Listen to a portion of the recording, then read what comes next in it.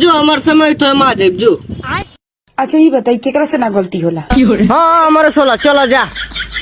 केकरा से गलती ना होला दुनिया में? अभी तो मतलब है कि आदमी खुद लोग तो आदमी के छोड़ दी। वह तू चाल रंग बात तू के छोड़ा ही पड़। काहे छोड़नी है? हमरा करेजा पे रहे और करेजा पे बैठे।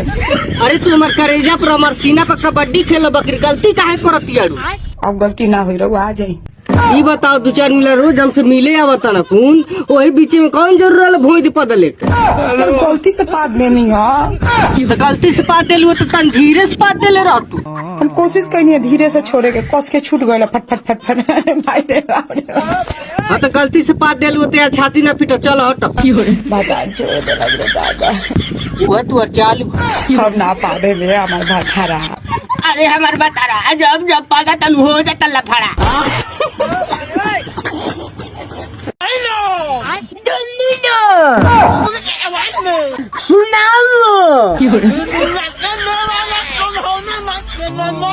तू के अंदर सौ के नमरी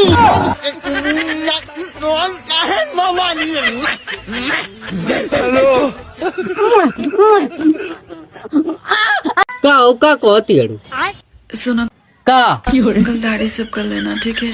का दाढ़ी सेव कर लेना कहीं जाएगा का कहाँ दौड़िए अरे नहीं वो का नीचे वाला। अच्छा सब कर चटी कलर पूछे लू तनी अपन चटी कलर बताइबू। कैसे बताऊँ आपको अपनी चड्डी की कलर? काहे अपने लाज लगता? तुम्हारी इज्जत हमन की इज्जत नहीं है। मेरा तो चड्डी का कलर ही उड़ा हुआ है। देखो ये अब इनका चटी कलर उड़ गया। एक बात बोलूं? बोलो। गुस्सा मत होना। ना गुस्सा नहीं हो बाकी साफ सुथरा बात बोलियो। कौन से कलर के चड्डी पहने हो? देखो यार हम पूछे नहीं तो बताउलू है। प्लीज बता दो ना। हाँ तो ठीक बा हमारी चटी कलर उड़। सेनापति जी राजकुमारी मेरी शादी में इतने विलम्ब क्यों हो रहा है? हम का जन तुरंत मेरी जन्म कुंडली से पता करिए। देखो ये हम सेनापति हैं कि बाबा हैं तू और कुंडली देख। कहीं सन्यासी तो नहीं हो गए हैं ना? हाँ वो महाराज सन्यासी बनवक जरिया होता तो के खांसी। जाओ जल्दी, क्योंकि अब मैं ज्यादा इंतजार नहीं कर सकते हैं राजकुमार का। ना राजकुमारी बर्दाश्त करो कोनो गलत कदम न उठाइयो नहीं तो गांव समाज के लोग लगी तुहर ऊपर थूके। हम देख के आओ तनी। महाराज महाराज सेनापति चुप रहा राजकुमार खाली मर दे तू नहीं राजकुमारी तो रहन सुनो तलो ऊ शादी कइने बिला बेखलाइल बाड़ी काहे तू सदिया कर लेता लो काहे तू बत्ती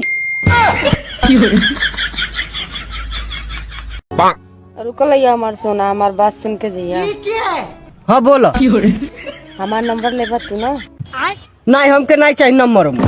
भैया ने हमके दिया दे यार, भैया ने बहुत मेहरबानी हुई, भैया ने दिया दे।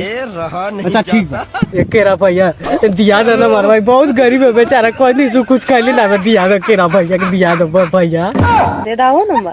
अब दे दो केरा भैया अब तो वो कह देली बहुत मेहरबानी हुई एकर तू मर दे वहाँ से काता कतड़ तू के ठेला